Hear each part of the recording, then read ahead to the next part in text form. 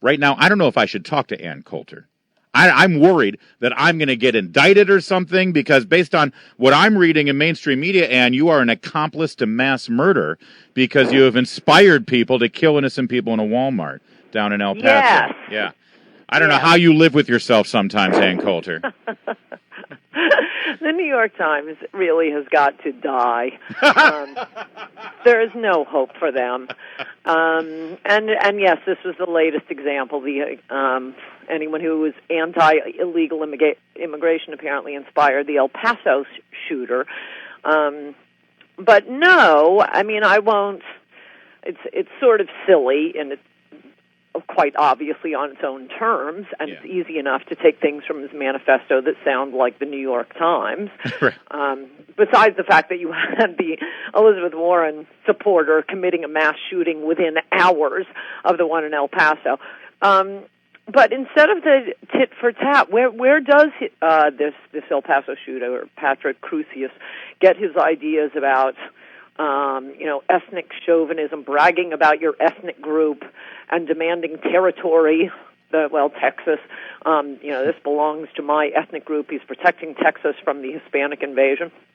As I point out in my column, the only regular practitioners of ethnic chauvinism and territorial demands on behalf of an ethnic group are, in fact, our wonderfully diverse and vibrant immigrants who do it all the time without any certainly without being charged with a hate crime and without any objection from the New York Times or the Washington Post, which published that arrogant Indians op-ed a few weeks ago, just earlier this month.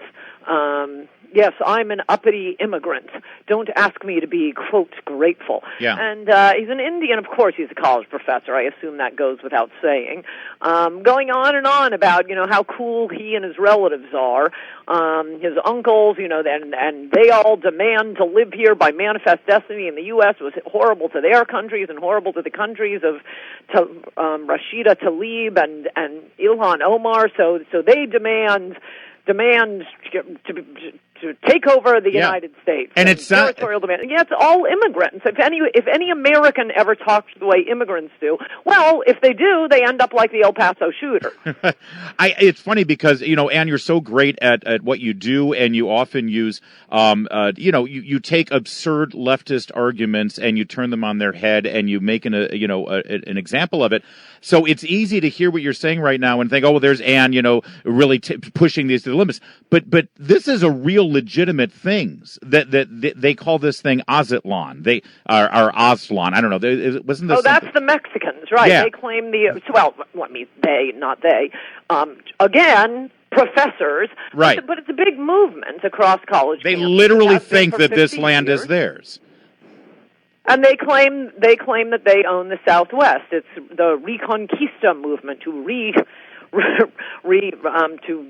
conquest over about a dozen countries in the American Southwest on their argument that it was once controlled by the Aztecs, whom you may recall as one of the most barbaric group of people ever to live. Look it up on Wikipedia tonight, and see if you aren't glad the Spanish conquistadors wiped out that culture. Well, that is part of the irony. They're saying on behalf of the Aztecs that they want a Reconquista. Why are they speaking in Spanish? Why don't they use their native Aztec language? Right. No, that's right. And as I point out, these Chicano professors claiming that Mexico owns the Southwest, they all have names like Rodriguez and Navarro. Hey, where do you think you got those names? From the Spanish conquistador rapists. That's the only people we know based on your last name whom you are descended from. Yeah. But yeah, this is a serious movement. It's been pushed back in the 90s. Well, you're from LA. You know that your state's already been we've been conquered. Reconquisted. Yes. What is the past tense? I never could conjugate verbs in second year Spanish. But yes, that is the problem. But look, this is a serious point. It goes back to what. Well, there are 2 points. One is back to what the president of Indonesia said in an interview with the Financial Times, going back now like 15 years, the former president of Indonesia. He said he wasn't allowing immigration in because the problem with multicultural societies is that people don't vote their economic interests or their social interests. They vote their ethnic interests, i.e. they vote with their tribe. And oh my gosh, are we seeing that with immigrants? Now the Democrats are pleased as punch because immigrants are voting 80% for them. If you're wondering why they suddenly don't care about the American working class or African American jobs, it's because they're getting those votes. But there are no complaints when Indian professors or Mexican professors make these just utterly arrogant, chauvinistic claims about their own ethnic group and how peachy they are.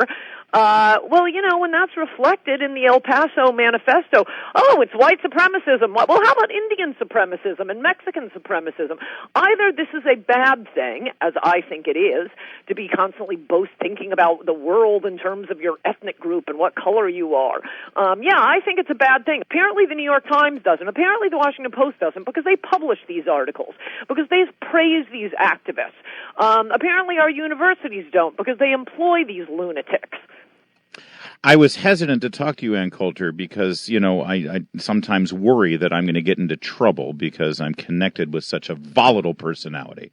But I am very happy that I did choose to talk to you today. And you know that I would talk to you any day of the week if I could.